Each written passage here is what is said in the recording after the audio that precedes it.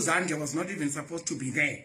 Ngoba azange kanje ngomthetho. Whether the top 10 in its entirety also nayo kumele ivaliwe sokokunye lokho sizoza nabephenya, but bangasibeki wool ebusweni bethu uthi kumele sivume lento abasho abashongo lutho abakhipha imbhalo ipublic le bona bayipublic akusi private company abakhipha imbhalo bayibeke lapho ukuze abantu bangami ngoba uma belokwaqhubeka bekhuluma nje omoni baxabanisa abantu kuba baqamba amanga they pushing propaganda.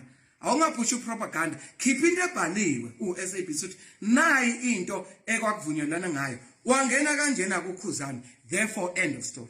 But later he says, she says asithathi thina propaganda ungayithatha propaganda mara asikhuluma ngombhalo. Mina lezi zinto engikhuluma ngazo senginikeza iCompetitions Commission ukhona umbhalo and ngizonplakela zona ku Facebook ngithi nice lento bengikhuluma ngazo angeke ngikhuluma propaganda including the criteria yesama song ukuthi ingoma ikhethwa kanjani wena kanjani ibhalwe phansi ngizonibekela yena esama song nizibonele iSABC nayo yenza kanjalo.